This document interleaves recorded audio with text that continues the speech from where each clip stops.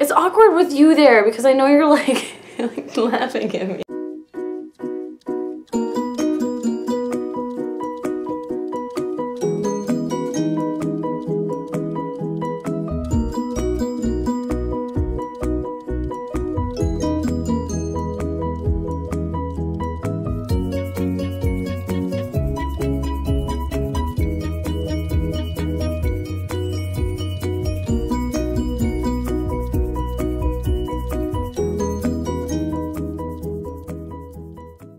Hello, I'm 11 weeks pregnant.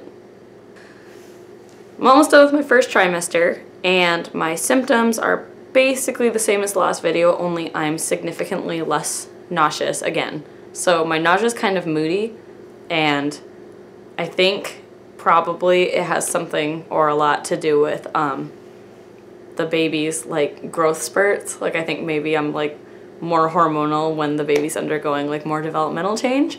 So that would make sense. My complexion is still not good. Don't be fooled. Makeup works wonders. I am still intolerably moody and emotional.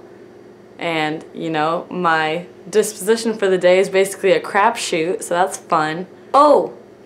Something that I have noticed, and this is probably way TMI, but like my chest area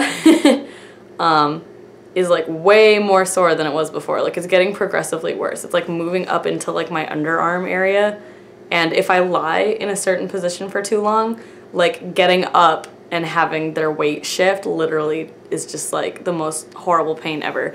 And if you've ever been pregnant with a toddler, your boobs are under siege 100% of the time. Because when you say, come here child, I want to cuddle, it's like elbow first, like right in the boob. What?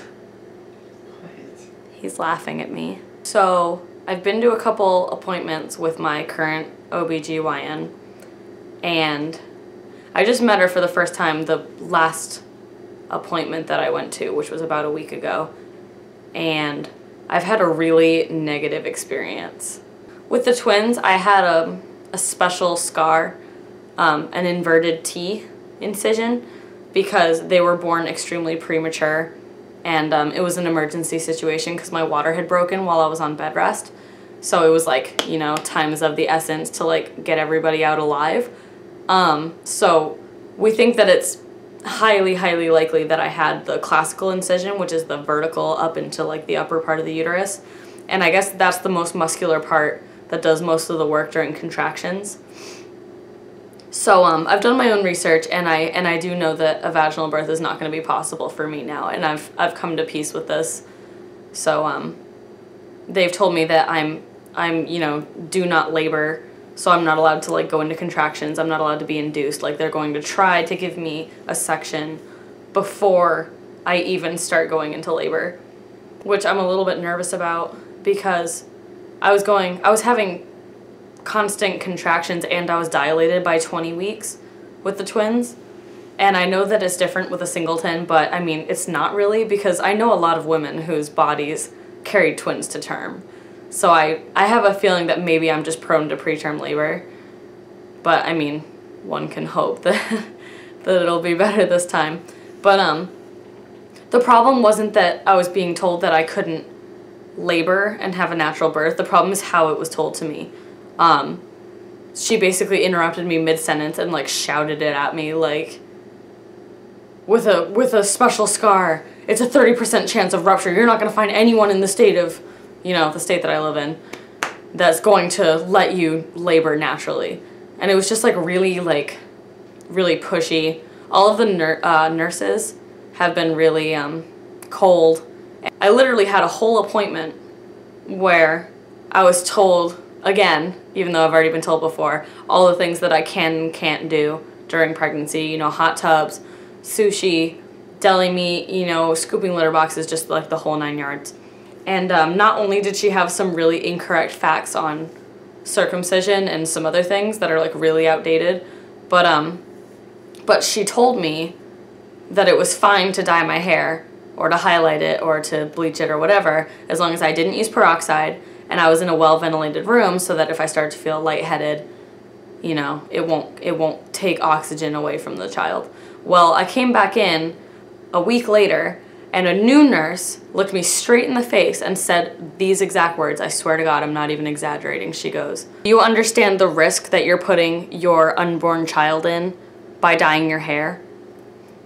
And I was like, at first I was stunned. I didn't even know what to say. And then I said, well, I was actually told by my last nurse that it was fine as long as I was in a ventilated area and I didn't use peroxide.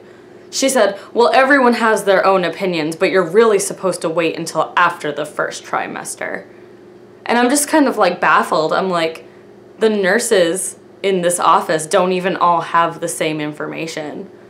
So I didn't feel supported. I didn't feel listened to. A lot of people judged me because of my hair color and because I look young. I was asked how old the father of my child is and where he works, and just a lot of questions that literally have nothing to do with me or my child.